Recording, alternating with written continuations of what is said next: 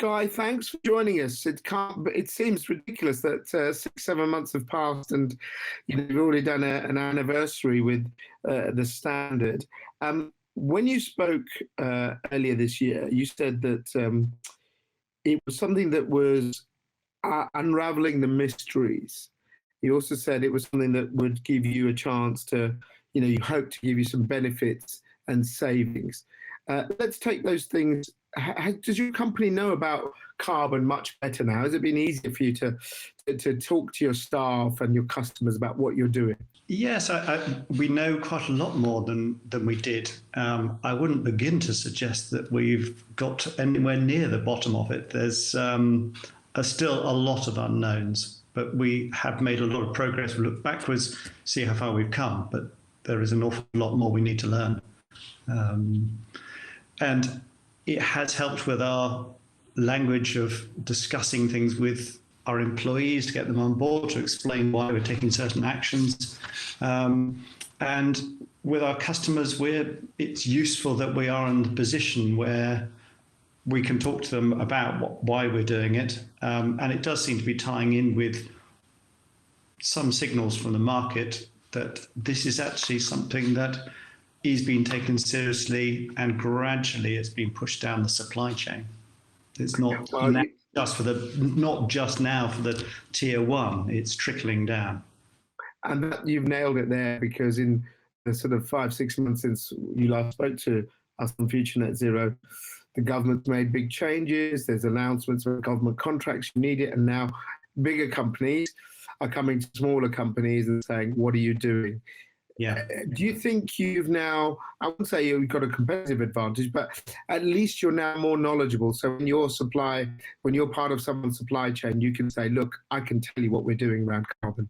Yes, because in the past we had ISO 14001, and there is a danger that is there as a standard, but it doesn't necessarily really push things along, and you need the narrative to go with it for key things that you have done, and within a time frame that is appropriate for the requirement of the contract. So very much having committed to the halving of our CO2 is a major step for us to say, well, that's what we're planning to do. It may not be a straightforward process, but it is a commitment that we have made. Have you found the pricing point a good value? Because we've tried to price it so it's good value for money, because everyone has got their business to run, and it's tough times post-pandemic. Yeah, I think the pricing is fair. I mean, it's, as you say, post-pandemic, everyone is looking at everything that they are as far as costs, trying to keep things down, and you could view it as an additional unnecessary cost. But actually, I think given the benefit that would come from it, in the long term, whether that's actually cost savings within your company or competitive advantage, I think it's reasonably priced. And finally, you talked back in April about you hope that there'd be some benefits that you could see, some savings. Have you been able to do that? Because when we did it, we really switched on to what we were doing. I know you're making some changes, but I thought the benefit for us was knowledge more than anything else. What key benefit have you had from using the standard? Yeah, I would agree with you. So far, the financial savings are not there. But then, if you like, we did the easy stuff before we ever entered this anyway. So we were already down to the more difficult things, which took time to do. But I would agree with you. It's actually the knowledge base that we now have a much, much better understanding and can talk knowledgeably in the market when we're talking to our customers or our suppliers. Last point, this is all about slow steps.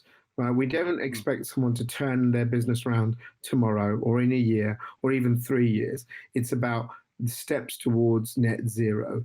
In that way, do you hope the standard ongoing will help you on a journey?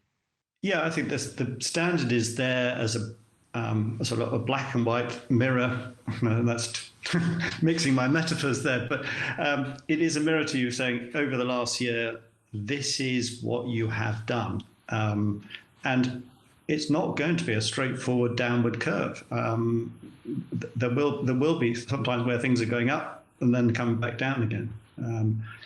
But the standard is there as a reminder to everyone to drive behaviours within the company. And I think as people see that, within even employees actually seeing that we are part of the standard, that they start to take an interest in how we are going to get to what is a very difficult target of reducing CO2 by 50% in 8.5 years' time.